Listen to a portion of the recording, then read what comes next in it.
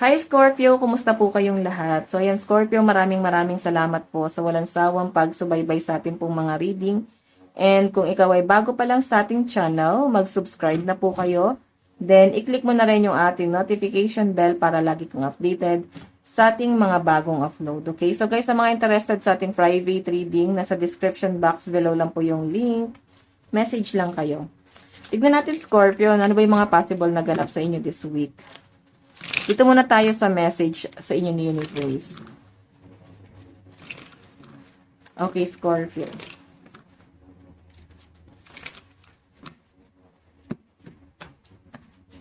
Scorpio, Sun, Moon, Rising, and Venus sign. Scorpio, Sun, Moon, Rising, and Venus sign. Meron tayong believe you can, and you're halfway there. O, diba? Parang sinasabi lang dyan, Scorpio, maniwala ka sa sarili mo. Baka napanghihinaan ka ng loob. Para bang nawawarshock pa rin yung mga Scorpio dito eh.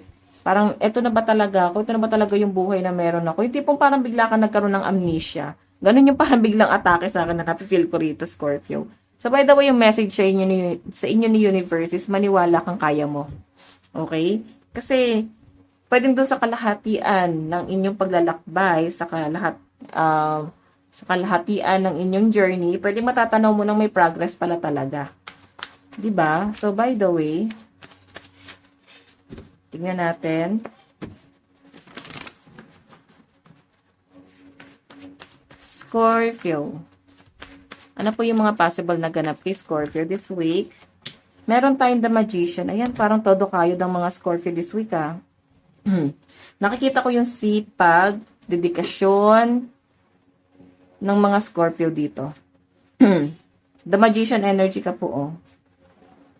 Nakikita ko sa mga Scorpio yung yung pagiging practical, masikaso at maalaga, okay? Yung tipong darating ka sa point na parang wala ka masyadong tulog kasi puro puro trabaho at saka focus talaga sa goal yung mga Scorpio.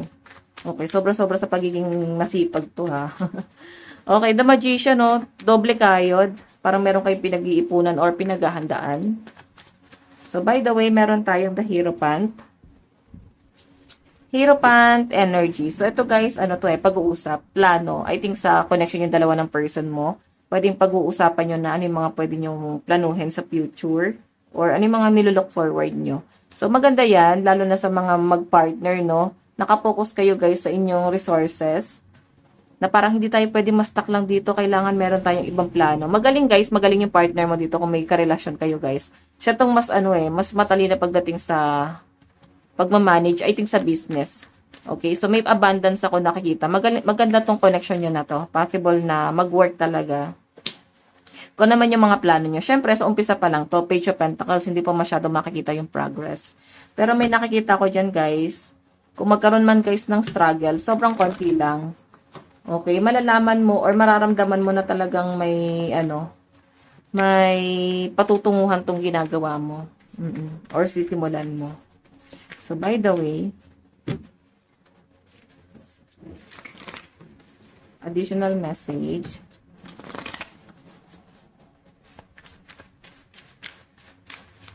Meron tayong Knight of Cups. Sa mga single guys, ay may nakikita kong someone na magpaparamdam daw sa inyo this week. Or someone na aamin ng kanilang pagmamahal sa inyo. Okay? Pero mukhang marireject ang taong to. Bigla ko na feel na ganun, Scorpio. Pero nasa inyo naman yan, guys, kung i-reject mo or baka hindi ka pa totally ready, guys, no? Pero may aamin sa inyo, guys, oh. Okay? May babalik din, guys, sa mga single, pwedeng someone from the past, aamin ng pagmamahal nila sa inyo. Or pwedeng person mo lang din yan. Baka nagkaroon lang kayo ng conflict. Baka may war lang kayo, no? By the way, the devil, ayun, no? Kasi medyo naging toxic talaga siya sa inyo. Parang feeling mo masyado kang kinokontrol. Pero ito guys, hindi ka na pwedeng kumawala. Kasi mukhang hindi niya hayaan na maging ganun lang. Pwedeng pag-iisipan ka lang niya or bibigyan ka lang niya ng time na mag-isip-isip kung sakali mag-away kayo. Pero hindi yan totally, bibitaw sa connection yung dalawa. Okay? Nakikita ko yung pagmamahal sa inyo na tong taong to. Okay, so by the way, Meron tayong the world. Mukhang may travel. Magta-travel ata siya papunta sa inyo, guys. Or pwede may travel kayo. Out of the country.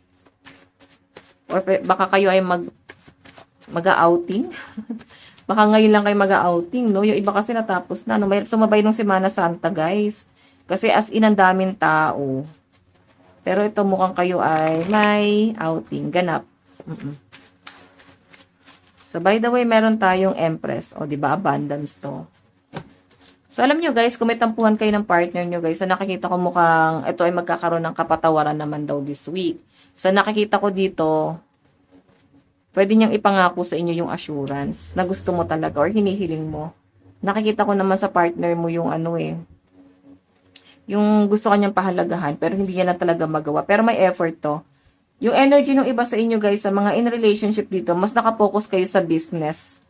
Okay, ito yung pag-uusapan. Pero sa mga single guys, ang daming nag-a-admire po sa inyo. Pwedeng maraming aamin, madaming magpapakilala, madaming magpaparamdam, aamin ng love sa inyo. Okay, so maganda to. O maikot lang siya guys sa love, then travel. So by the way, tignan pa natin. Ano ba yung advice para sa inyo? Scorpio, Sun, Moon, Rising, and Venus sign. Advice para kay Scorpio.